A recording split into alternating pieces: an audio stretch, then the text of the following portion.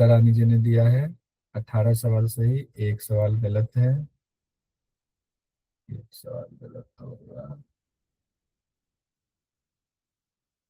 देखिए, महामुद्रा वाला कल बात हुई थी ना परसों।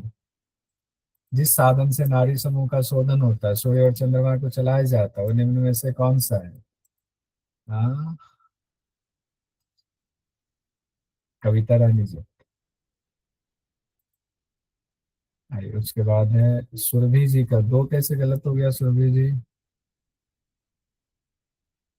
अरे ये तो मणिपुर चक्र में गड़बड़, इसका हम लोग परसों नहीं आए थे आप, परसों किस पे इतनी चर्चा हुई थी?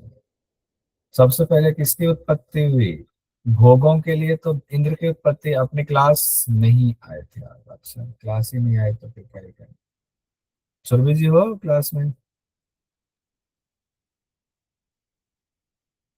नहीं हो। बढ़िया। रुचि जी का सभी सही है। वैष्णवी जी पांच गलत है। गलत बात है वैष्णवी। मंजू जी का भी पांच गलत है। कविता सरन जी का एक गलत क्यों हो गया? अरे महामुद्रा वाला, उसको बोला भी था स्पेशल लिखने के लिए। हाँ, ये गलत बात। अंजलि जी का दो गलत है। स्वाति जी का एक गलत हो गया, कौन सा गलत हुआ देखो, वहीं पे जाके तो नहीं अटके? नहीं, आकाश की उत्पत्ति में किससे हुई? आकाश की उत्पत्ति आत्मा से हुई है, परसों क्लास में आप भी नहीं थे या तो क्या, तो नहीं नहीं खाना सर, गलती से लगा, पता था, नहीं पता था सर, वो गलती से लग गया। पता था आत्मा है, मैंने सेकंड बार दिया है, फिर पूरा सही कर दिया था, तुरंत दिया आपने, देखिए सेकंड बार। स्वाति जी ने दोबारा दिया, बहुत बढ़िया, ये अब अच्छी बात है। प्रियंका जी ने पांच गलत हो गया, प्रियंका जी को। अंशुका जी ठीक है, पूरा सही है। राजकुमार जी ने फिर दिया तो 12 पे। सावन जी का 19 में 19 सही है। प्रतिमा जी का सारा सही है। डालमणि जी का दो गलत हो गया। राजकुमार जी ने तीन बार दिया है, जज्बा मानना पड़ेगा। अभिलाषा जी दो गलत हुआ। राजकुमार जी ने चौथी बार दिया। देखिए ऐसा, देखिए ये बात होनी चाहिए। बहुत सुंदर, वाह क्या बात है। पूजा रानी जी का सभी सही है। देव जी का, अच्छा इसीलिए ज्यादा बोल रहे थे, इसीलिए ज्यादा बोल रहे। चॉकलेट खा खा के दांत खराब कर लिए हुए। बचपना अभी तक गई नहीं हुई है, अब दूध के दांत टूट रहे हैं, बताइए। सर पार्टनर गिफ्ट दे देता है ना ज्यादा, इसलिए हो जाता है। तो आप बांट दिया करो, खुशबू जी के यहाँ छोड़ दिया करो, बोलो कौशल सर के लिए है, वहां पे रख दिया करो, मैं ले लिया करूंगा। ठीक है। आपके दांत खराब हो जाएंगे फिर। मेरे नहीं होंगे ना खराब, मैं कुंजल करता हूँ, सत्कर्म करता हूँ, आप तो ऐसा कुछ करते ही नहीं। मेरे खराब नहीं होंगे। पूजा पटेल जी का एक अलग है। गुरु परंपरा योग संस्थान में आपका स्वागत है। हम लोग स्पेशल बैच में आज योग उपनिषद में त्रिशिखी ब्राह्मण उपनिषद पर पहुंच गए हुए हैं। थोड़ा फास्ट चलेंगे हम लोग, उम्मीद है आप सब लोग पढ़कर नहीं आए होंगे, तो फास्ट थोड़ा चलेंगे। त्रिशिखी ब्राह्मण उपनिषद, जिसमें त्रिशिखी ब्राह्मण के नाम पर इस उपनिषद का नाम पड़ा हुआ है, त्रिशिखी ब्राह्मण उपनिषद। इसमें आदित्य यानी कि भगवान सूर्य, भगवान सूर्य और ये त्रिशिखी ब्राह्मण दोनों लोगों के बीच में संवाद है, और इसी संवाद की चर्चा पूरे ग्रंथ में है, और इन्हीं के नाम पर पढ़ा हुआ है त्रिशिखी ब्राह्मण उपनिषद। त्रिशिखी ब्राह्मण उपनिषद आया हुआ है शुक्ल यजुर्वेद से। शुक्ल यजुर्वेद यानी याज्ञवल्क्य ऋषि का ध्यान कर लीजिए, उनके द्वारा जो मंत्र साक्षात किया है, वहां से संबंधित है ये त्रिशिखी ब्राह्मण उपनिषद। त्रिशिखी ब्राह्मण उपनिषद में त्रिशिखी ब्राह्मण और आदित्य भगवान यानी भगवान सूर्य के बीच में संवाद है, और ब्रह्म प्राप्ति के लिए अष्टांग योग का प्रतिपादन किया गया है, ये नोट कर लीजिए। हालांकि हम लोग कंपैरेटिव स्टडी करेंगे, अभी मेरा फोकस है कि पहले इंपॉर्टेंट पॉइंट्स कर दें, फिर उसके बाद सारे कंपैरेटिव स्टडी, फिर उसके बाद क्वेश्चंस पर आएंगे। अष्टांग योग का इसमें कहा गया है, किसमें? त्रिशिखी ब्राह्मण उपनिषद में 10 यम 10 नियम की चर्चा और 18 मर्म स्थान के बारे में बताइए। 18 मर्म स्थान और कहाँ पर है, किस ग्रंथ में और चर्चा है? 18 वशिष्ठ मर्म संहिता। वशिष्ठ संहिता। और वशिष्ठ संहिता में है 18 मर्म स्थान का जिक्र है। मुख्य विषय एक बार देखते हैं। पहले सवाल है कि पूछा जा रहा है कि ये क्या है, वो क्या है, वो क्या है, कारण क्या है, अखिल विश्व ब्रह्मांड क्या है। तो इस तरह से जो क्वेश्चंस होते हैं, क्वेश्चंस भी इसमें सवाल पूछे जाते हैं, वो क्रम से लगाए, वो भी हम लोग देखेंगे संवाद में।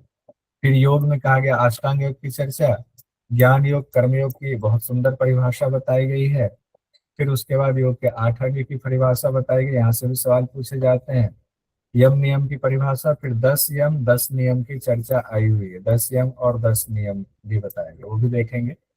और 10 मुख्य नारी कहा गया है इसमें, सुषुम्ना वैष्णवी ब्रह्म नारी, इरा पिंगला गांधारी हस्तजीवा पूषा यशस्विनी अलंबुसा और कौशिकी।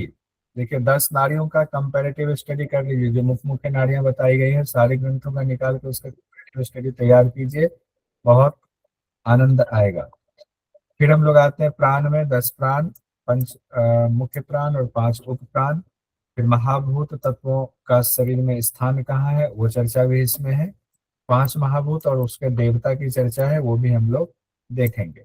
तो त्रिशिखी ब्राह्मण उपनिषद में सवाल भी यहाँ से पूछा गया है कि त्रिशिखी ब्राह्मण आदित्य लोक में जाते हैं और जाने के बाद वहां पर आदित्य भगवान से सवाल पूछते हैं। उस सवाल से क्वेश्चन पूछा गया था, भगवान किम देहम किम प्राणम किम कारणम किम आत्मा। ये सवाल तो इतना तो आया हुआ है, किम देहम किम प्राणम किम कारणम किम आत्मा, यानी 4 सवाल तो यहाँ है, और अखिल विश्व ब्रह्मांड वाला सवाल नीचे आया हुआ है। तो सीक्वेंस में जब आएगा तो ये ध्यान रखिएगा, अखिल विश्व वाला जो सवाल है वो बाद वाला सवाल है, तो वो उसको जब आप लगाएंगे तो कई बार उससे पता चल जाएगा हाँ ये लास्ट वाला सवाल है, तो उसको लास्ट में रखना है। पहले देह की बात आई हुई, देह में प्राण है, उस प्राण का कारण क्या है, आत्मा क्या है, ऐसे उल्टे क्रम में भी हम देख सकते हैं।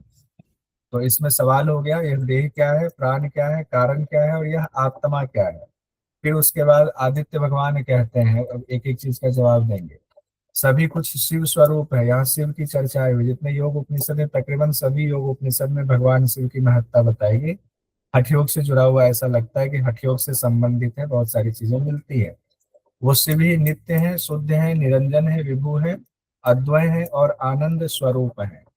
शिव एक ही दिव्य लोक से सभी को देखने के बाद तप्त पिंड के समान एक से अनेक रूपों में प्रकाशित होते हैं।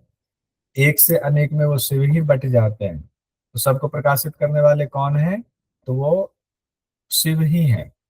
फिर यहाँ पर आया जाएगा सत शब्द से उसे उनको कहा गया, ऊपर शिव कहा गया, उनको सत शब्द का नाम दिया गया, वाचक हो गया सत, और उन्हीं के लिए ब्रह्म शब्द का भी इस्तेमाल किया जाता है। तो हम लोग योग उपनिषद पढ़ते हैं, इसमें ये चीज क्लियर हो जाता है, शिव ही ब्रह्म है, शिव ही सत्य है, सत्यम शिवम सुंदरम। अब सृष्टि की रचना के बारे में फिर कहा गया है कि ब्रह्म ब्रह्म से अव्यक्त, अव्यक्त से महत, महत से अहंकार, अहंकार से पांचों तन्मात्रा, 5 तन्मात्रा से पंच महाभूत, और पंच महाभूत से ये पूरा विश्व जगत जो है वो उत्पन्न हुआ है। अखिल जगत उसी से उत्पन्न हुआ है। इस सीक्वेंस को हमें याद रखना पड़ेगा, इस सीक्वेंस को ध्यान कर लीजिए।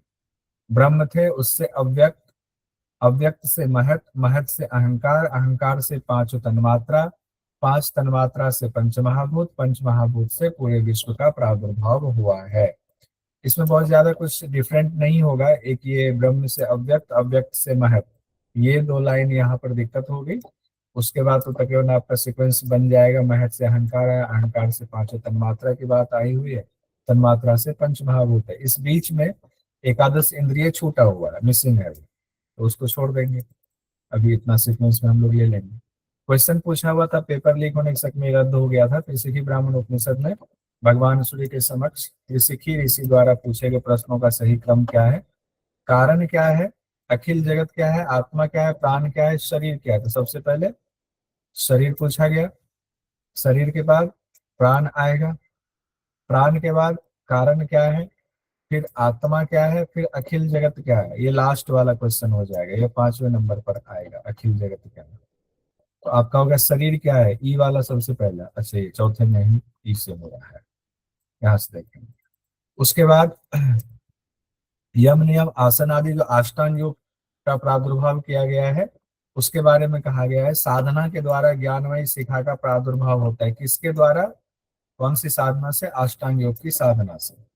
यहीं पर चौथे मंत्र में जो अभी स्वाति जी पूछ रही थी, अखिल विश्व ब्रह्मांड वाला तो है नहीं, वो यहाँ चौथे मंत्र में, मतलब अगर शुरुआत से ऊपर से लेते हैं तो चौथे मंत्र में ये बात आई हुई है।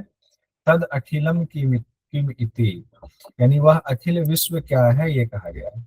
जिसका जवाब देते हुए कहा जा रहा है, भगवान आदित्य कहते हैं, यह पंचभूतों के विकार से उत्पन्न हुआ, अपने विभाग में बटा हुआ स्वरूप है। पंचभूतों के विकार से उत्पन्न हुआ और अपने विभाग में बटा हुआ स्वरूप है, यहाँ पर आया हुआ। फिर उसी से सवाल फिर एक बन जाता है, भूतों के विकार से एक ही पिंड के विभाग किस तरह से अलग अलग दिखते हैं, किस तरह से अलग अलग हो जाते हैं। तो उसके बारे में आदित्य भगवान कहते हैं, अलग अलग भूतों के कार्य और कारण भेद से, सबके कार्य अलग होते हैं, सबके कारण अलग होते हैं, भेद अलग होने से स्थान, भेद, विषय, देवता, कोश आदि के आधार पर विभाग कहे गए हैं। अब वो अलग अलग चीजों में बट गए तो अलग अलग भेद उसके हो गए, लेकिन सब हैं एक ब्रह्म से ही, डोर से पास से बंधे हुए हैं। अखिल अखिल विश्व ब्रह्मांड वाला, अब ये ध्यान रखिएगा, ये लास्ट क्वेश्चन पूछा गया था, उस क्रम में अगर हम आए तो। अब यहाँ आकाश के 5 भेद, वायु, अग्नि, जल और पृथ्वी, ये इनके 5 चीजें बताई गई है। यहाँ से भी क्वेश्चन आ सकता है। आकाश के 5 भेद में अंतःकरण, मन, बुद्धि, चित्त और अहंकार। आकाश के 5 भेद, अंतःकरण, मन, बुद्धि, चित्त और अहंकार। अंतःकरण, मन, बुद्धि, चित्त और अहंकार। वायु के 5 भेद, वायु में तो हम लोग 5 जो मुख्य प्राण है उसी की चर्चा आई हुई है, समान, उदान, ज्ञान, अपान और प्राण। समान, उदान, ज्ञान, उपान, अपान और प्राण, ये 5 वही है। अग्नि से जो प्रकरण है, अग्नि के जो 5 चीजें बताई जा रही हैं वो है श्रोत, त्वचा, चक्षु, जिह्वा, घ्राणेन्द्रिय। श्रोत, त्वचा, चक्षु, जिह्वा और घ्राणेन्द्रिय, 5 ज्ञानेन्द्रियां बताई गई हैं। किसके? अग्नि से प्रकट। अब ये आ सकता है 5 ज्ञानेन्द्रियां किससे प्रकट हुई है? अग्नि से प्रकट हुई है। 5 ज्ञानेन्द्रियां अग्नि से प्रकट हुई हैं। जल तत्व से अब देखेंगे प्रादुर्भाव हुआ है शब्द, स्पर्श, रूप, रस, गंध। अब ये यहाँ से 2 क्वेश्चन बड़ा इंपॉर्टेंट हो जाता है। एक तो ये होता है जो 5 ज्ञानेन्द्रियां हैं हमारे, 5 सेंस ऑर्गन्स हैं, उसकी उत्पत्ति कहाँ से हुई? तो अग्नि से। और जो तन्मात्रा है उसकी उत्पत्ति किस तत्व से हुई? जल तत्व से हुई है। एक तो पंच तन्मात्रा हम लोगों ने देखा हुआ था, किससे उत्पन्न हुआ है? अहंकार से। एक तो इसको कहा गया था, एक तो वो हो गया क्रम में। दूसरा अगर तत्व से आए तो तत्व में कहा गया है जल तत्व से इसका प्रादुर्भाव हुआ है। पृथ्वी तत्व से फिर 5 कर्मेंद्रिय का प्रादुर्भाव हुआ। 5 ज्ञानेन्द्रिय आपका अग्नि से, पृथ्वी से 5 कर्मेंद्रिय, वाणी, हाथ, पैर, गुदा और उपस्थ। ये इंपॉर्टेंट है, ये 1 लाइनर कहीं लिखिएगा, 1 लाइनर अपने स्पेशल नोट में इसको लिखिए। पंच महाभूत और उसके कार्य बताए गए हैं। अब ये भी बहुत इंपॉर्टेंट है, आकाश के कार्य क्या है, वायु के कार्य क्या है, अग्नि, जल और पृथ्वी के कार्य क्या कहे गए हैं और कौन किसके आश्रित है ये भी कहा गया है। आकाश में कहा गया ज्ञान, संकल्प, दृढ़ निश्चय, अनुसंधान और अभिमान, ये कार्य है आकाश के, ये आकाश के कार्य हैं। और अंतःकरण के ये विषय हैं। आकाश के कार्य, अंतःकरण के विषय, ज्ञान, संकल्प, दृढ़ निश्चय, अनुसंधान, अभिमान और अंतःकरण के विषय हैं। फिर वायु में आएंगे तो वायु का कहा गया संतुलन, वायु संतुलन बना के रखती है, समीकरण कहा गया उसके लिए इस्तेमाल। उन्नयन, वायु ऊपर उठाती है, ऊर्ध्व गति में ले जाती है। ग्रहण करवाती है वायु, श्रवण करने वाले यानी सुनने वाली क्षमता वायु से। उच्छ्वास कहा गया है, पूरक, रेचक। उच्छ्वास मतलब लेना छोड़ना, श्वास का आना जाना, ये वायु के कार्य कहे गए हैं। लेकिन प्राण आदि के विषय है, ये वायु के कार्य प्राण आदि के विषय है। शब्द, स्पर्श, रूप, रस, गंध, ये अग्नि के तत्व के कार्य है और ज्ञानेन्द्रिय के विषय हैं। ये जल तत्व के आश्रित हैं। किससे आश्रित हैं? जल तत्व से। वैसे शब्द, स्पर्श, रूप, रस, गंध किससे उत्पन्न हुआ था? जल से। जल जल से। से। जल और से था। अग्नि से कौन उत्पन्न हुआ था? ज्ञानेन्द्रिय। ज्ञानेन्द्रिय। तो दोनों चीजें हो गई ना, ज्ञानेन्द्रिय भी यहाँ आया हुआ है और यहाँ पंचतन्मात्रा भी है, इसीलिए इसमें अग्नि और जल दोनों की चर्चा आई हुई है। तो यहाँ ज्ञानेन्द्रिय और पंचतन्मात्रा के संबंध बताए गए कि अग्नि के कार्य है ये और ज्ञानेन्द्रिय के विषय हैं। इसके विषय कौन से, ज्ञानेन्द्रिय के विषय कौन से होंगे? शब्द, स्पर्श, रूप, रस, गंध। क्योंकि आप देखोगे आंख, कान, नाक, जीभ, त्वचा तो सबसे एक एक जुड़ा हुआ है। और जल तत्व के आश्रित इसलिए कहा गया है क्योंकि शब्द, स्पर्श, रूप, रस, गंध ये जल तत्व से उत्पन्न हुआ है, इसीलिए यहाँ जल के बारे में कुछ नहीं कहा गया है। फिर उसके बाद पृथ्वी तत्व की बात आती है कि पृथ्वी तत्व के क्या कार्य है? तो बोलना, मुंह से जो 5 चीजें हैं उसके जो कार्य हैं वो देखिए, बोलना, दान करना, चलना, विसर्जन करना और आनंद, ये पृथ्वी तत्व के कार्य हैं और कर्मेंद्रिय के विषय है। ये कर्मेंद्रिय के विषय हो गए। कर्मेंद्रिय हमारे हैं वो क्या करते हैं, मुख है तो बोलेगा, हाथ है तो दान करेगा, पाँव है तो चलेगा, मूत्र विसर्जन होता है, शरीर की गंदगी बाहर निकालना। फिर आनंद की बात आई हुई, इस तरह से कहा गया है। अब यहाँ मन एवं बुद्धि में ही चित्त और अहंकार को अंतर्भूत माना गया है। मन बुद्धि में चित्त और अहंकार समाहित है, ऐसा माना गया है। पायल जी, बुक मिली आपको? हाँ सर, आज ही मिली, मैं बताने वाली थी क्लास के एंडिंग में। मिली सर, बहुत अच्छी है सर। साधक अपने, अब ये भी इंपॉर्टेंट एक मंत्र है जहां से क्वेश्चन पूछा जाता है, मूर्धा स्थान की वजह से पूछा जाता है। अपने प्राण तत्व को मूर्धा स्थान में स्थित करता है और योग के अभ्यास में लगा रहता है, इसलिए यहाँ से क्वेश्चन बन जाता है। योग के द्वारा ज्ञान का और ज्ञान के द्वारा योग का प्रादुर्भाव होता है, तो क्वेश्चन आएगा साधक अपने प्राण तत्व को कहाँ स्थित करता है और फिर योग अभ्यास में लगा रहता है। तो मूर्धा स्थान में स्थित करके योग अभ्यास में लगा रहता है। इसको स्पेशल डायरी में नोट कर लीजिए। फिर क्वेश्चन आएगा, अगर ये गलत हुआ, जितने लोग अभी क्लास में हैं तो फिर उनके लिए गड़बड़ हो जाएगा। फिर मैं उनका नाम ले लेके 2 बार 3 बार बोलूंगा, ये इनका गलत कैसे हो गया होगा, ठीक है? तो अब मुझे नहीं पता। आइए, त्रिशिखी ब्राह्मण उपनिषद हम लोग पढ़ रहे हैं। इसमें 2 मार्ग बताए गए हैं। कौन से मार्ग? एक ज्ञान और एक कर्म। एक ज्ञान एक कर्म की बात आई हुई है, जिसमें कहा गया अष्टांग योग के द्वारा ज्ञानमयी शिखा का प्रादुर्भाव होता है। शिखा ज्ञानमयी, अष्टांग योग की साधना से शिखा, ज्ञानमयी शिखा का प्रादुर्भाव होता है। और योग के ही 2 मार्ग बताए गए हैं, द्विधा मत है, ज्ञान योग, कर्म योग। फिर ज्ञान योग और कर्म योग की परिभाषा, सुंदर परिभाषा दी गई है। और ज्ञान एक चीज और है जो हिडन है और यहाँ से हो सकता है क्वेश्चन आए, इस पर बहुत ज्यादा ध्यान नहीं जा पाता है। क्रिया योग शब्द भी आया हुआ है, यहाँ से भी क्वेश्चन कभी भी पूछा जा सकता है, ये ध्यान रखिएगा। ज्ञान योग कर्म योग को बताने के बाद क्रिया योग की बात आई हुई है, जिसमें आदित्य भगवान कहते हैं, हे ब्राह्मण, त्रिशिखी ब्राह्मण, अब क्रिया योग के बारे में वर्णन करता हूँ। जिस साधक का चित्त व्याकुलता से विहीन है वह विषय भोगों के बंधन में कभी नहीं पड़ता। जिस साधक का चित्त व्याकुलता से विहीन है, विषय भोगों के बंधन में वो नहीं पड़ता है, इसी को क्रिया योग कहा गया है। तो पहले क्रिया योग की बात आई हुई है, फिर कर्म योग और फिर ज्ञान योग की व्याख्या आएगी, यानी उसकी परिभाषा दी गई है। कर्म के बारे में कहा गया है, शास्त्र अनुकूल कर्म और कर्तव्य में जिनका मन लगातार लगा रहता है वही कर्म योग है। यानी निर्धारित कर्म, निर्धारित कर्म का मतलब जो वेद शास्त्र में जो अनुकूल कर्म करने की बात है, जिसका मन सिर्फ उसमें लगा रहता है, वो कर्मयोग है। और मन के उस निरंतर बंधन को कर्मयोग कहा गया। मन के निरंतर उस बंधन को कर्मयोग कहा गया। वह मन को निरंतर अच्छे उद्देश्य में बांध कर रखता है। अगर वेद शास्त्र के हिसाब से कर्म करेंगे तो अच्छे उद्देश्य में हमें बांध करके रखेगा। ज्ञान योग के बारे में फिर कहा गया है, ज्ञान योग सविज्ञेय सर्व सिद्ध करः शिव। यहाँ भगवान शिव की बात आई हुई है कि चित्त का सर्वथा आत्मिक उत्थान में नियोजित रहना, यानी आत्मा के दर्शन के लिए उसी में लगे रहना, यही ज्ञान योग कहलाता है। ज्ञान योग में आएंगे तो आत्मा के दर्शन के लिए जो हम साधन में लगे रहते हैं वो ज्ञान योग कहलाता है। और ज्ञान योग को भी सभी सिद्धि प्राप्त कराने वाला समझना चाहिए। ज्ञान योग को सभी सिद्धि प्राप्त कराने वाला समझना चाहिए। इस प्रकार जो दोनों लक्षणों से युक्त योग का सेवन करता है उसके लिए फल कहा गया। नहीं, फल किसके लिए? तो ज्ञान योग कर्म योग दोनों को मिलाकर के फल यहाँ पर बात आई हुई है। वह शीघ्र मोक्ष रूपी परम श्रेय को प्राप्त कर लेता है। शरीर एवं इंद्रियों के प्रति सभी तरह से वैराग्य की भावना यम कहलाती है, ऐसा विद्वान लोग कहते हैं। एक तो मोक्ष रूपी परम श्रेय को प्राप्त कर लेता है।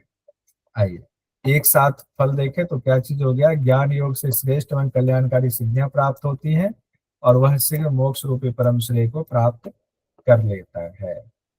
दोनों का एक साथ ही फल बताया गया, अलग अलग नहीं दिया गया, इसलिए ध्यान रखिए, क्योंकि उसमें कह दिया गया दोनों का एक साथ करते हैं। अष्टांग योग की चर्चा, यहाँ से क्वेश्चन पूछा जा सकता है, कभी भी पूछा जा सकता है, बहुत इंपॉर्टेंट है। यम क्या है, नियम क्या है, आसन क्या है, प्राणायाम क्या है, इस तरह से अष्टांग योग की यहाँ पर परिभाषा हम लोग देखेंगे।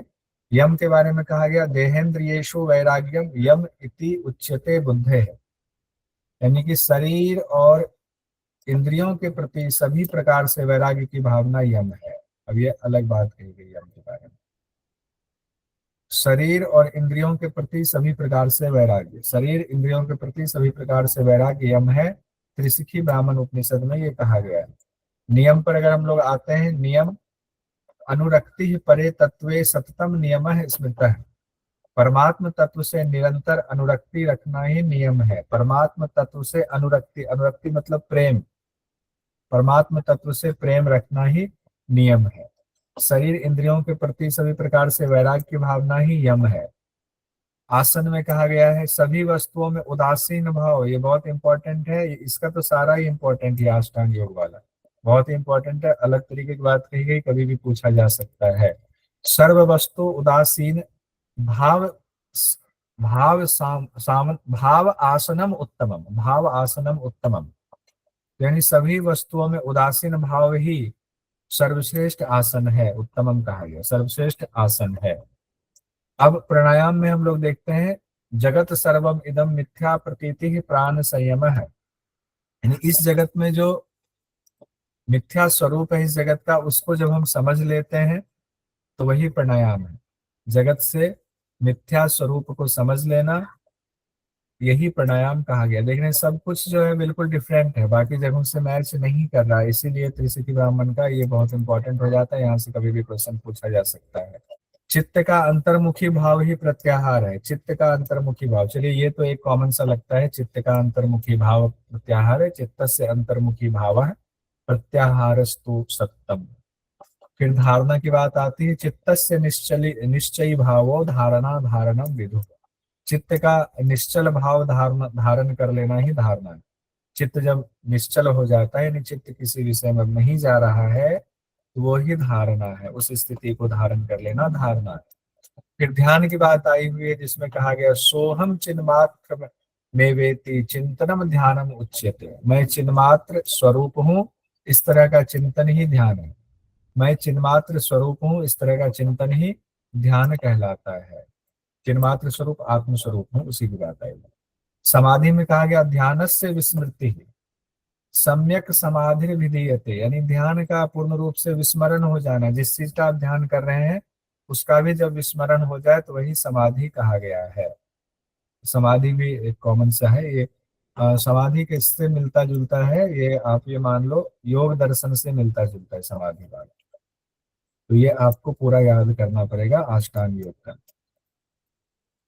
अब त्रिशिखी ब्राह्मण में हम लोग देखते हैं 10 यम 10 नियम। 10 यम 10 नियम और कहाँ पर है जो हम लोगों ने पहले देखा हुआ है? वशिष्ठ संहिता में, ठीक है, वशिष्ठ संहिता में 10 यम 10 नियम की चर्चा है। अब यहाँ त्रिशिखी ब्राह्मण में 10 यम 10 नियम क्या कहा गया है? एक तो हम लोग ये देख लेते हैं, परिभाषा भी देख लेते हैं, अभी हम लोगों ने तुरंत पढ़ा हुआ फिर से देख लेते हैं।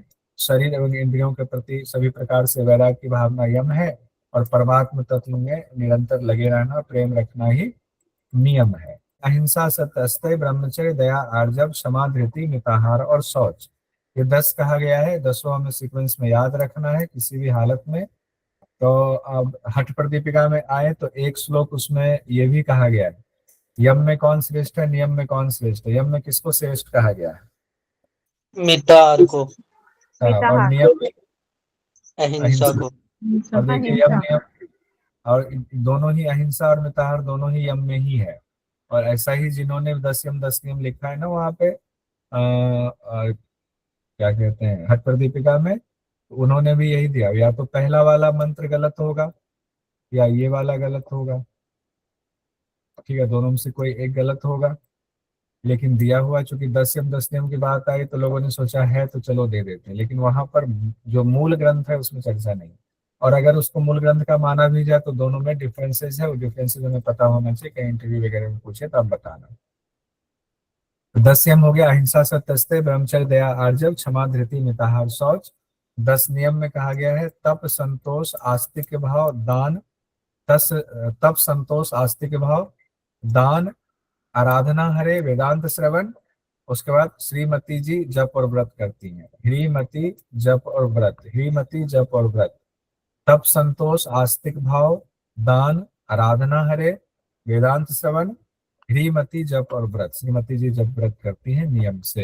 नियम। अब यहाँ एक क्वेश्चन आया हुआ था जो जून 2024 का, त्रिशकी ब्राह्मण उपनिषद अनुसार शरीर एवं इंद्रिय के प्रति पूर्ण वैराग्य क्या कहलाता है? अभी हम लोगों ने पढ़ा यम कहलाता है। और परमात्मा में अनुराग यानी परमात्मा में प्रेम का भाव क्या कहलाता है? नियम। नियम कहलाता है। ठीक है, आइए वो वाला 8वां याद कर लीजिए, वहां से कभी भी क्वेश्चन पूछा जा सकता है। ठीक है, यम नियम हमने पढ़ लिया। तीसरा नंबर है आसन का। त्रिशकी ब्राह्मण उपनिषद में 17 आसन की चर्चा आई हुई है। 17 आसन, यहाँ से भी क्वेश्चन हो सकता है पूछ दे, बहुत आसान है। त्रिशकी ब्राह्मण उपनिषद में कितने आसन है? 17। या ऐसे क्वेश्चन पूछा जा सकता है 17 आसन की चर्चा निम्न में से किस योग उपनिषद में है? तो त्रिशकी ब्राह्मण उपनिषद में कहा गया है। स्वस्तिकासन, गोमुखासन, वीरासन, योगासन, पद्मासन, बद्ध पद्मासन, कुक्कुटासन, उत्तान कुर्मासन, धनुरासन, सिंहासन, भद्रासन, मुक्तासन, मयूरासन, मत्स्येंद्रासन, सिद्धासन, पश्चिमोत्तान आसन और सुखासन। ये मंत्र संख्या 34 से 52 तक में है। फिर पद्मासन का फल बताया गया है, सभी व्याधियों का नाश करता है, विष को खत्म कर देता है। और फिर उसके बाद सभी आसनों का एक साथ फल बताया गया। इसमें अच्छी बात यह है कि अलग अलग फल नहीं बताया गया तो आपको ज्यादा याद नहीं करना पड़ेगा। एक तो पद्मासन का फल सिर्फ अलग से बताया गया है, समस्त व्याधियों का नाश करने वाला, विष को भी खत्म करने वाला। तो ये भी इंपॉर्टेंट हो जाता है, विष को खत्म करने वाला, समस्त व्याधियों का नाश करने वाला किस आसन के लिए कहा गया है, ये अलग से नोट कर लीजिएगा, ये नोट में जरूर डाल लीजिए। अब उसके बाद सभी आसनों का फल एक साथ क्या कहा गया? जिस मनुष्य ने आसनों को अपने वश में कर लिया उसने तीनों लोकों को मानो अपने वश में कर लिया। आसनों को वश में, तीनों लोकों को वश में। इसके अलावा किसी भी आसन में लाभ नहीं बताया गया है। चौथे नंबर पर है अष्टांग योग में चौथा अंग है प्राणायाम का। प्राणायाम के बारे में कहा गया है जगत के मिथ्या स्वरूप को भलीभांति समझ लेना ही प्राणायाम है। ये कितना अलग कहा गया, बाकी जगहों पर ये बात नहीं आती है। जगत के मिथ्या स्वरूप को भलीभांति समझ लेना प्राणायाम है। फिर इसके बाद नाड़ी शोधन का अभ्यास करने के बाद प्राणायाम का अभ्यास करना चाहिए, ये भी कहा गया है। और प्राणायाम के दौरान ही शरीर की माप 96 अंगुल 96 अंगुल होती है, ये कहा गया है। और शरीर से प्राण की गति 12 अंगुल बाहर बताया गया है। प्राण की गति शरीर से 12 अंगुल बाहर, जो गहरन संहिता में भी स्वाभाविक तौर पर वहां कहा गया है, प्राण की गति 12 अंगुल होती है। ब्रह्म ज्ञान कैसे प्राप्त किया जा सकता है उसके बारे में कहा गया है शरीर की वायु को शरीर में ही रहने वाली अग्नि से योग के माध्यम से न्यून या सम करना है। न्यून और सम कर लेंगे तो ब्रह्म ज्ञान की प्राप्ति होगी, ये भी इंपॉर्टेंट पॉइंट है। देहस्थ अनिलम, देह समुद्र भूतेन वहिना, यानी कि उस अग्नि से उसको मिलाना है। न्यूनम समम वायोगेन, ये शब्द जो है इसकी वजह से इंपॉर्टेंट हो जाता है। न्यून और सम करना है, सूक्ष्म शब्द नहीं दिया हुआ, अर्थ सूक्ष्म ही होगा, लेकिन न्यूनम समम वायोगेन कहा गया। न्यून या सम करना है, उसके बाद कहा गया कुर्वन्य ब्रह्म विदिश्यते, ब्रह्म ज्ञान प्राप्त किया जा सकता है। ये बहुत इंपॉर्टेंट है, इसको नोट कर लीजिए। यहाँ से क्वेश्चन अभी नहीं पूछा गया है, कभी भी पूछा जा सकता है। पूछने के बाद हम आए उससे पहले ही इसको तैयार कर लीजिए, अलग डायरी में इसको लिख लीजिए। और जो नहीं लिखेंगे तो फिर जो है मुझे नहीं पता। अग्नि का स्थान फिर आया हुआ है, मानव शरीर में भी अग्नि का स्थान। और कहाँ पर अग्नि का स्थान है? अग्नि का स्थान हमने पहले भी पढ़ा हुआ, 4 पैर वाला पक्षी है, सर्प है, स्वेदज है, और भी कहीं अग्नि का स्थान हम लोगों ने पढ़ा हुआ है। वशिष्ठ संहिता में पढ़ा है।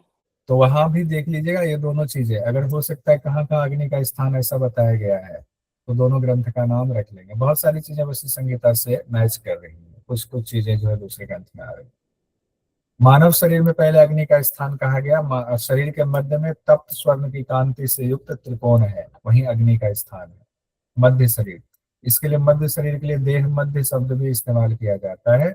देह मध्य, देह मध्य शब्द आता है। 4 पैर वालों में अग्नि स्थान चकोर होता है। 4 पैर वाले कौन से हो गए? जानवर जितने चौपाया है, चकोर होता है। पक्षियों में गोल होता है, पक्षी में मान लीजिए अंडा देती है पक्षी तो उसमें गोल हो गया। सर्प जाति में अग्नि स्थान 6 कोण वाला होता है। सांपों में कहा गया है 6 कोण वाला अग्नि स्थान होता है। इंसान में क्या हुआ? त्रिकोण वाला, इंसान में त्रिकोण वाला होता है। और स्वेदज में अग्नि स्थान 8 कोण वाला होता है। तो 6 कोण, 8 कोण, 4 कोण, गोल और त्रिकोण, ये एक बार ध्यान कर लीजिएगा। ये क्वेश्चन भी हो सकता है, कभी भी पूछ दे। तो कोई बहुत भारी क्वेश्चन नहीं है जिसको हम याद नहीं कर सकते हैं, ये ध्यान रखिए। ठीक है, इससे आगे बढ़ते हैं। कंद के स्थान की बात आते हैं। कंद का स्थान कहाँ बताया गया है? त्रिशिखी ब्राह्मण उपनिषद में आदित्य भगवान बता रहे हैं मानव शरीर में अग्नि स्थान पर 9 अंगुल प्रमाण से युक्त, 9 अंगुल प्रमाण से युक्त कंद है। मतलब अगले स्थान से 9 अंगुल दूर नीचे। सर नाभि से नीचे 9 अंगुल। ये ठीक है, 9 अंगुल नीचे हो गया अग्नि स्थान से। और उसका अपना जो लंबाई चौड़ाई है फिर वो बताया गया है। 4 अंगुल चौड़ा, 4 अंगुल ऊंचा कहा गया है। पक्षी और चौपायों में यह कंद अंडाकार होता है। पक्षी चौपायों में कंद को अंडाकार कहा गया है। लेकिन इंसान में क्या कहा गया? 4 अंगुल चौड़ा, 4 अंगुल ऊंचा कहा गया है। कंद में 12 अरों वाला चक्र होता है। कंद में कितने अरों वाला चक्र है? 12। अरे क्या होते हैं?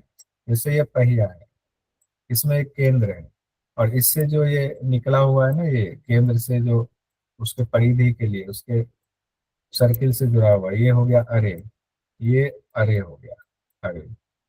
तो अरे के बारे में कहा गया है कि 12 अरों वाला चक्र है कंद में, जिसमें विष्णु आदि देवों की मूर्तियां स्थित है। विष्णु आदि देवों की मूर्तियां उस कंद में स्थित है।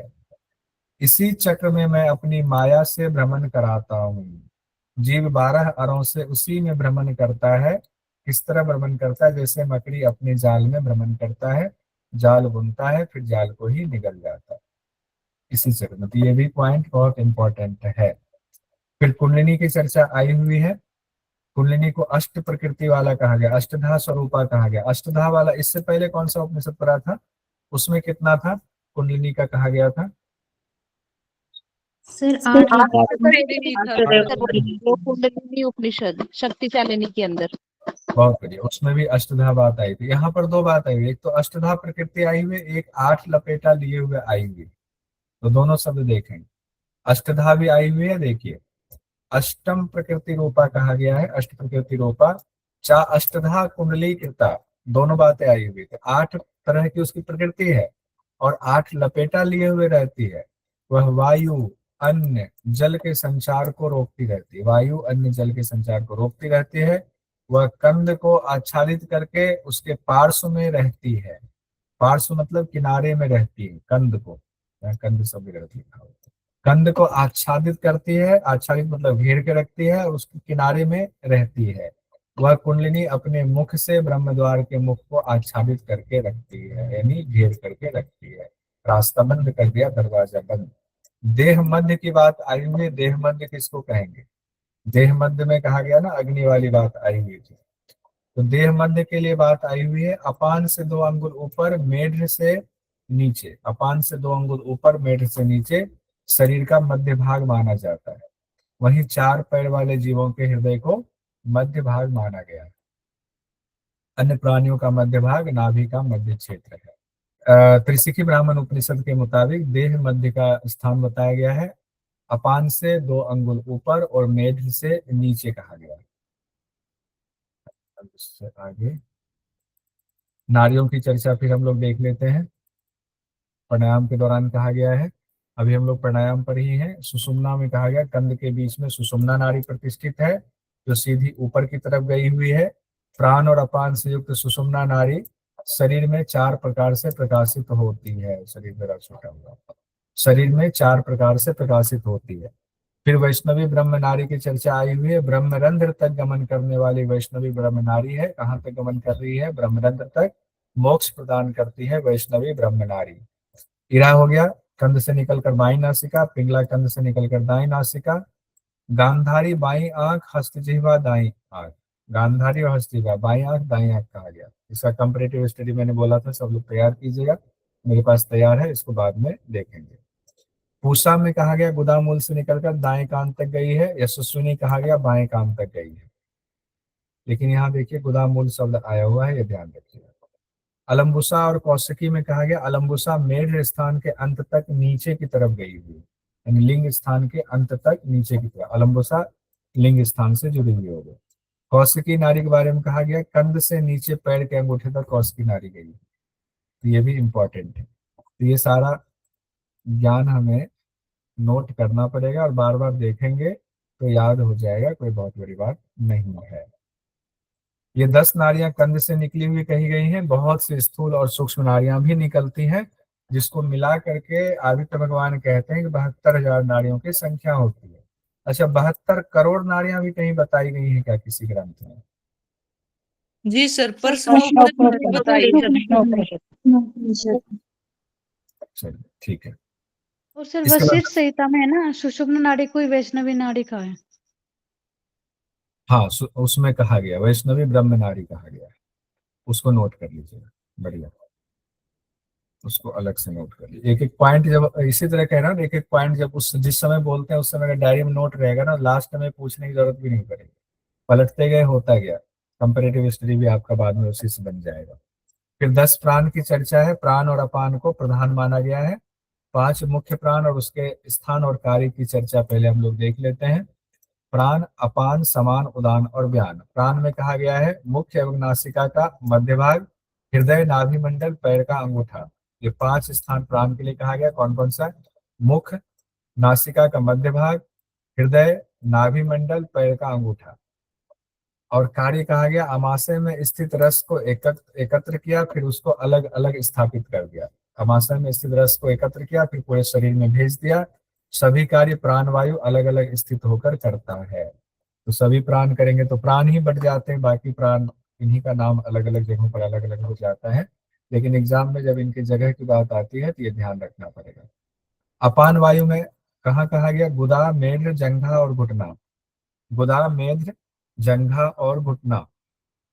उदान समान वायु शरीर के सभी अंगों में कहा गया है। अभी कार्य भी देख लेंगे, पहले ये देख लेंगे। उदान वायु कहा गया है चारों हाथ पैर में और सभी ज्वाइंट्स में कहा गया, जितने ज्वाइंट्स हैं उसमें उदान वायु का स्थान है। व्यान वायु कहा गया कान में, जंघा में, कमर में, एड़ी में। एक चीज ध्यान दीजिएगा, जंघा 2 जगहों पर आया हुआ है, कंफ्यूजन की स्थिति हो सकती है। व्यान वायु में भी जंघा है और अपान वायु में भी जंघा आया हुआ है। ये 2 जगहों पर आया हुआ है, आया ही हुआ है, इसमें कुछ नहीं कर सकते, मंत्र में ही लिखा हुआ है। व्यान वायु में स्रोत, जंघा, कमर, एड़ी, कंधा और गले में निवास कहा गया है व्यान वायु का। अब कार्य देखिए, अपान वायु कहा गया है मलमूत्र विसर्जन, कॉमन है, इसमें दिक्कत नहीं होगी। समान वायु शरीर के सभी अंग में है तो शरीर का पालन पोषण करेगा। और फिर कहा गया उदान वायु, वायु को नभोगामी यानी ऊर्ध्वगामी। उदान वाला भी बहुत कॉमन है, ये योग दर्शन में भी हम लोगों ने पढ़ा हुआ है। उदान ऊर्ध्वगामी होता है, तो ये वायु को ऊर्ध्वगामी बनाता है। व्यान वायु इंपॉर्टेंट यहाँ हो जाता है प्राण अपान वायु की चेष्टाएं व्यान के योग से ही संपन्न होती हैं। प्राण अपान वायु की चेष्टाएं किससे संपन्न होती है? व्यान के योग से संपन्न होती है। एक उपनिषद में भी इसी से मिलती जुलती बातें कही गई थी। वाणी जो है वो व्यान का कार्य है। कौन से उपनिषद में कहा गया था? ध्यान करके बताइए। ज्ञान वाणी का कार्य है, ठीक है। आइए उसके बाद आते हैं नाग आदि जो 5 उप प्राण है उसकी चर्चा कही गई है। उसके हाँ बताइए, कोई माइक खोल के बोल रहे हैं कुछ बताइए। इसके बाद कहा गया नाग आदि जो 5 उपवायु है उप प्राण है वो त्वचा में, अस्थि में और आदि जगहों पर रहता है। तो यहाँ से भी एक क्वेश्चन बन सकता है, एक लाइन में भले ही, लेकिन एक क्वेश्चन यहाँ से बन सकता है। त्वचा और अस्थि में 5 उप प्राण रहते हैं, किसी योग उपनिषद में कहा गया। 4 योग उपनिषद का नाम दे दिया किसी की ब्राह्मण में, ये बात कही है। इसको स्पेशल डायरी में नोट कीजिए, नोट कीजिए स्पेशल डायरी में, बाद में पूछेंगे तो फिर दिक्कत हो जाएगी। आसन कैसा होना चाहिए? आसन की बात आ रही है। आसने कल्पिते दर्भकुश कृष्णाजिने, कृष्ण आजिने शब्द आया हुआ है, कृष्णाजिना दिभी। तो दर्भकुश अथवा काले हिरण आदि के चर्म का आसन बनाना चाहिए। दर्भकुश और काले हिरण की बात आएगी, दर्भकुश काले हिरण की बात, यहाँ से भी क्वेश्चन आएगा, इसको भी नोट कर लीजिए 1 लाइनर में कि दर्भकुश और काले हिरण के आसन की चर्चा किस ग्रंथ में है? तो कृषि ब्राह्मण उपनिषद में है। फिर प्राणायाम की तैयारी के बारे में कहा गया। अब आसन हो गया तो प्राणायाम करेंगे तो सबसे पहले आसन लगाकर सीधा बैठेंगे, नासिका के अग्रभाग पर दृष्टि होगी, ऊपर नीचे दांतों का स्पर्श ना हो, यह अलग से कहा गया है। जिह्वा को तालू में लगाएंगे, स्वस्थ चित्त और निरामय भाव से सिर को आकुंचित करके योग मुद्रा में हाथों को रखेंगे और फिर प्राणायाम का अभ्यास करेंगे। और प्राणायाम की 4 विधि बताई गई है, रेचक, पूरक, कुंभक और फिर रेचक कहा गया। पहले रेचक, फिर पूरक, कुंभक, फिर रेचक कहा गया है। इस तरह से 4 विधि बताई गई है। दाहिने हाथ से पहले दाई नासिका से वायु को बाहर निकालें। दाहिने हाथ से करना है, पहले दाई नासिका से वायु को बाहर निकाल देंगे, फिर पूरक करेंगे 16 मात्रा, 64 मात्रा कुंभक, और रेचक करेंगे बाईं से या दाईं से करेंगे रेचक 32 मात्रा में। तो 16, 64, 32 कहा गया है। 32 मात्रा से दाई नासिका से रेचक कर देंगे। इसी तरह बार बार अभ्यास करना है। फिर वायु को कुंभ की भांति स्थिर करके रोकना है। 16, 64, 32 ये भी ध्यान रखना है। फिर आदित्य भगवान कहते हैं, हे ब्राह्मण, इस क्रिया से समस्त नारियां वायु से परिपूर्ण हो जाती हैं और 10 वायु अच्छी प्रकार से चलने लगती हैं। प्राणायाम से फिर 10 वायु पर कंट्रोल हो जाता है। हृदय रूपी कमल जो है वो स्वच्छ हो जाता है, हृदय का चक्र जो है वो स्वच्छ हो जाता है। उस स्थान पर परमात्मा स्वरूप वासुदेव के दर्शन होते हैं। ये इंपॉर्टेंट है, इसको नोट कीजिएगा स्पेशल डायरी में। वासुदेव के दर्शन की बात कौन से अभ्यास के दौरान कही गई? प्राणायाम के दौरान कही गई है। कहाँ पर वासुदेव के दर्शन होते हैं? हृदय कमल में वासुदेव के दर्शन होते हैं। प्राणायाम से कौन सा कमल शुद्ध होता है? हृदय कमल शुद्ध होता है। कौन सा चक्र शुद्ध होता है? अनाहत चक्र शुद्ध होता है। कब कब प्राणायाम का अभ्यास करेंगे? 4 बार कहा गया, प्रातः, मध्याह्न, सायंकाल और अर्धरात्रि। 80 तक मात्रा ले जाना है। फिर कहा गया, उपयुक्त विधि से 1 दिन के अभ्यास से ही सभी पापों का शमन हो जाता है। लेकिन 1 दिन में तो अभ्यास नहीं हो पाएगा ना, 80 तक मात्रा ले जाने में पता नहीं सालों लग जाए। 3 साल तक नियमित अभ्यास से योगी को योग सिद्धि मिल जाती। 3 साल तक नियमित अभ्यास, योग सिद्धि मिल जाती। वायु को जीत लेता है, इंद्रियों को वश में कर लेता है, अल्पाहारी हो जाता है, थोड़ा भोजन लेने वाला, कम नींद लेने वाला हो जाता है, तेजोमय और बलवान हो जाता है, अकाल मृत्यु को हराकर दीर्घायु हो जाता है, ये भी कहा गया। उसके बाद अधम, मध्यम और उत्तम की बात आई हुई है। पसीना, कंपन और शरीर का ऊपर उठना, आदि व्याधि एवं संपूर्ण पापों का नाश होता है अधम वाले में जब पसीना आता है। ये अलग सी बात कही गई है, तो ये इंपॉर्टेंट हो जाएगा, ये ध्यान रखिएगा। कंपन मध्यम की बात है, यहाँ महाव्याधि, पापों और रोगों का नाश होता है। यहाँ आदि व्याधि है और यहाँ महाव्याधि की बात आई हुई है मध्यम वाले में। उत्तम में कहा गया है, अल्प हो जाता है मलमूत्र, शरीर हल्का हो जाता है, लघु हो जाता है, अल्पाहारी हो जाता है, इंद्रियां एवं बुद्धि तीव्र हो जाती है, तीनों कालों को जानने वाला हो जाता है। उत्तम वाले में उत्तम वाली बातें ही लिखी गई हैं। अब हम लोग आते हैं आगे, प्राण तत्व की धारणा कहाँ कहाँ करें उस पर आते हैं। यहाँ भी ये लाइन भी देखिए, जो योगी रेचक और पूरक से मुक्त हो करके सिर्फ कुंभक करने में ही तत्पर हो जाता है, उसके लिए तीनों कालों में कुछ भी दुर्लभ नहीं है। प्राण तत्व की धारणा कहाँ कहाँ करनी चाहिए उसकी चर्चा भी इसमें दी हुई है। साधक को संध्या वंदन के समय शाम को नाभि कंद में, नासिका के अग्रभाग पर, दोनों पांव के अंगूठे में मन द्वारा प्राण तत्व की धारणा करनी चाहिए। शरीर में जहां जहां भी वायु की जकड़न हो लगे कि वायु रुका हुआ है वहां पर, तो वहां पर भी उनके नाश के लिए उन अंगों पर वायु को धारण करना चाहिए, अभ्यास करना चाहिए। गुरु बताएंगे कि उसका तरीका क्या होता है, तब वो जगह रोग रहित हो जाता है। नहीं तो वायु जकड़न होगा तो गठियावात वाली स्थिति बन सकती है। नाभि कंद में प्राणों को, अब गठियावात मैंने अलग से बोला है, ग्रंथ में नहीं लिखा हुआ, ध्यान रखिएगा। नाभि कंद में प्राणों को धारण करने से पेट के रोग नष्ट हो जाते हैं। नाभि के कंद में प्राण धारण करने से पेट के रोग नष्ट। नासिका के अग्रभाग पर अगर प्राण धारण करते हैं तो दीर्घायु होते हैं, शरीर में लघुता आती है। ब्रह्म मुहूर्त में जिह्वा द्वारा वायु को खींचकर पीने से 3 महीने में वाक सिद्धि हो जाती है, 6 महीने में महारोग से मुक्ति मिल जाती है। मन की धारणा से प्राण की धारणा उत्पन्न होने लगती है। मन को स्थिर करने के लिए प्राण अनिवार्य है, यानी मन से प्राण का संबंध बताया गया। अब हम लोग आएंगे प्रत्याहार पर। प्रत्याहार की 2 परिभाषा बताई गई है, जिसमें कहा गया प्रत्याहारस्तु सत्यम, जिसमें चित्त का अंतर्मुखी भाव कहा गया, यानी चित्त का अंतर्मुखी भाव ही प्रत्याहार कहलाता है। चित्तस्य अंतर्मुखी भाव है प्रत्याहारस्तु सत्यम। फिर दूसरी परिभाषा में है, परमात्मा की चेतना शरीर के 18 मर्म स्थलों में धारण रहती है, हर जगह प्रत्याहार आएगा जैसे वशिष्ठ संहिता में भी, तो वहां पर प्रत्याहार के दौरान ही 18 मर्म स्थल की चर्चा है कि 18 मर्म स्थल से चेतना को एक जगह से दूसरी जगह खींचना, एक स्थल से दूसरी जगह में खींचना, यही प्रत्याहार है। ये भी इंपॉर्टेंट है, तो ये वशिष्ठ संहिता से ये जुड़ा हुआ है। पाद अंगुष्ठ गुल्फ, जंघा मध्य, उरु का मध्य भाग, पायु का मूल यानी गुदा का मूल, हृदय, देह मध्य कहा गया है, फिर नाभि है, गला है, ऊपर यानी कोहनी है, तालु मूल कहा गया है, घ्राण मूल यानी नासिका, चक्षु यानी आंख, भूमध्य कहा गया है, ललाट है 15वें नंबर पर, मस्तक का मूल कहा गया है, फिर जानू घुटना का मूल कहा गया है, फिर कर मूल हाथों का मूल कहा गया है। इसमें बिल्कुल डिफरेंट कहा गया है वशिष्ठ संहिता के मुकाबले। वशिष्ठ संहिता में लेकिन ज्यादा सिस्टमेटिक वे में दिया गया है, बिल्कुल सीक्वेंस से दिया गया है। यहाँ पर थोड़ा सा ऊपर नीचे आ रहा है, जैसे एक चीज ले लिया फिर नीचे आ गए फिर ऊपर चले गए।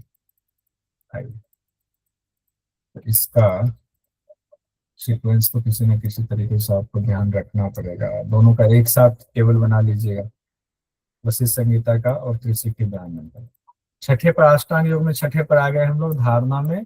चित्तस्य निश्चली भावो धारणा धारणम विधु, ये पहले कहा गया था, फिर बाद में कहा गया है मनसो धारणम यत् उक्तम तस्य च यमादिभिः धारणा सा च संसार सागरो उत्तर कारणम, यानी यम आदि के द्वारा मन को स्थिर करना ही धारणा है। धारणा करने से मनुष्य संसार सागर से पार होने में सफल हो जाता है। चित्त का निश्चल भाव धारण कर लेने की स्थिति को धारणा करते हैं, शुरुआत में हम लोगों ने देखा था।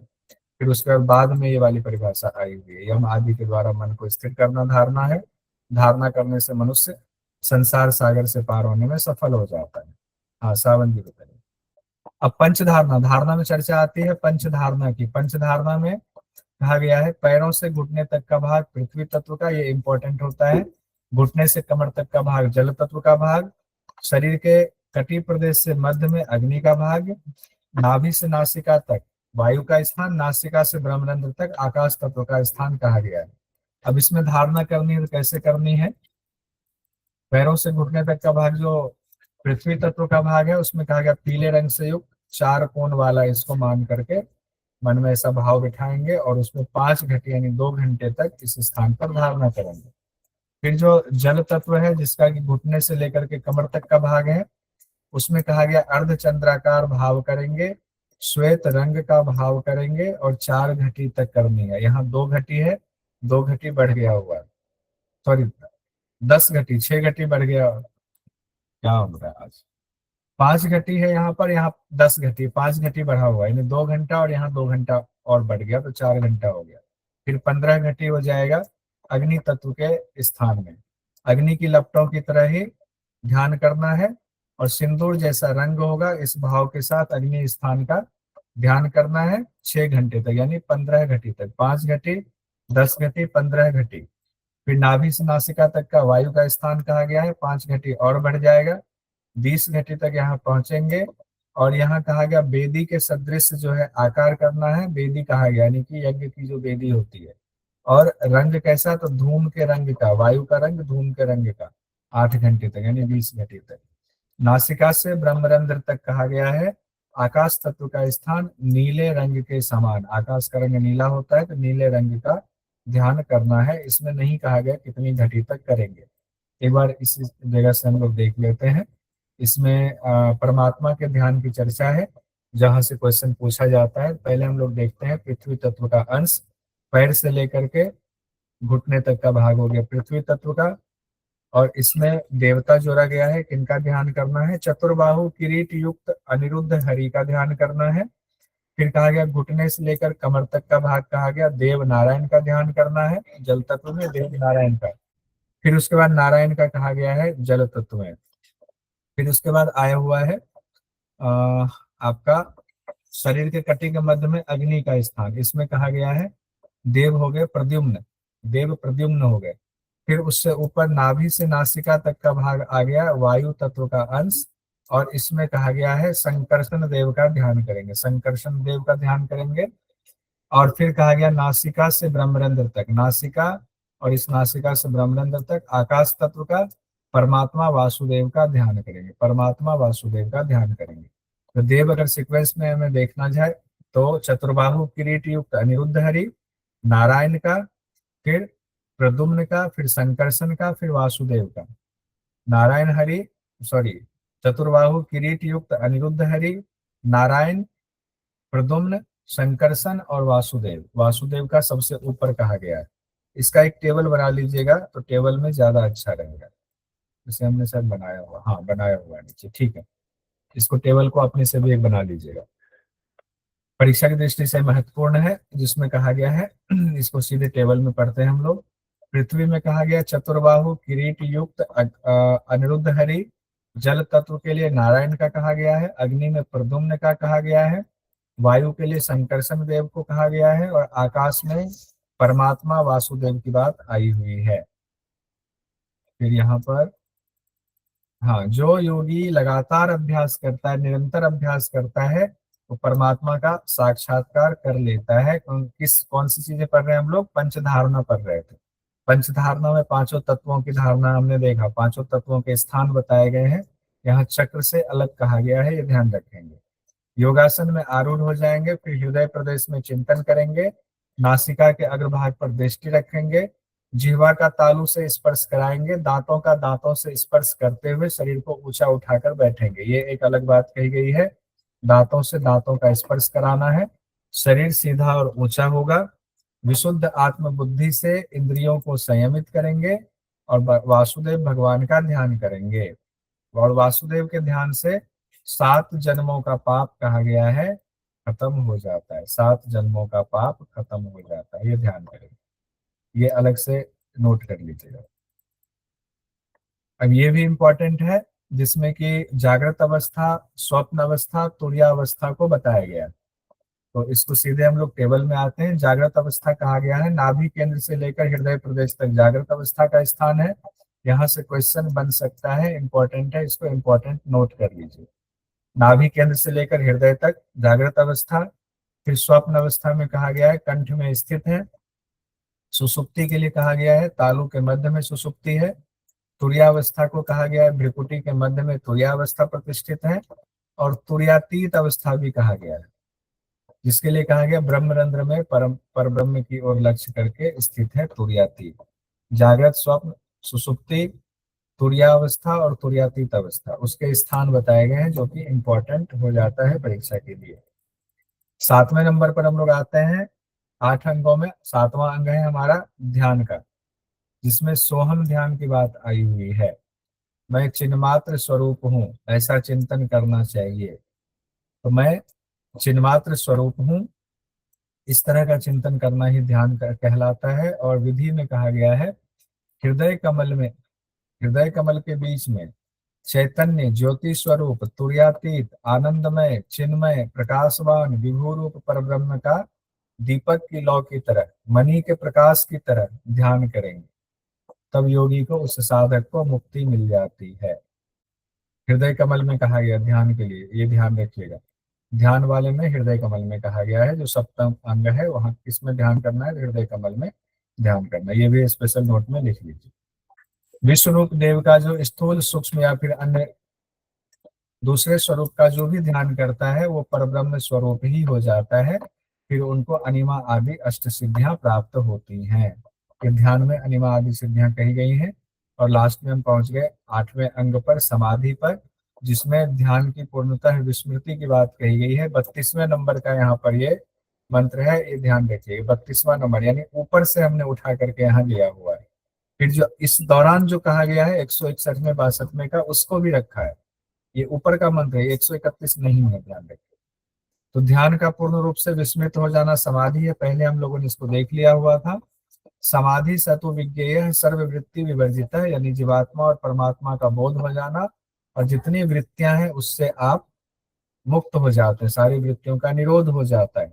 उसी को कहा गया है समाधि का अवस्था। जीवात्मा परमात्मा का बोध, मैं ब्रह्म स्वरूप हूँ, इस अवस्था की प्राप्ति होना ही समाधि है। जीवात्मा का परमात्मा से मिलन होता है। दोनों का पहले यथार्थ ज्ञान होता है कि जीवात्मा क्या है और परमात्मा क्या है। जब जीवात्मा परमात्मा का ज्ञान होता है तो जीवात्मा जो कि अहंकार वगैरह से अपना संबंध जोड़ा हुआ था, वो संबंध खत्म हो गया। फिर ब्रह्म स्वरूप हूं मैं, इस स्थिति पर पहुंचना ही समाधि है। समाधि की अवस्था में सभी वृत्तियों का नाश हो जाता है, मंत्र में कहा गया है, और योगी परमात्मा को प्राप्त कर लेता है। फिर वह इस नश्वर संसार में नहीं आता है, यानी कैवल्य को प्राप्त कर लेता है। कैवल्य प्राप्त हो गया तो सिखी ब्राह्मण उपनिषद संपन्न हो गया।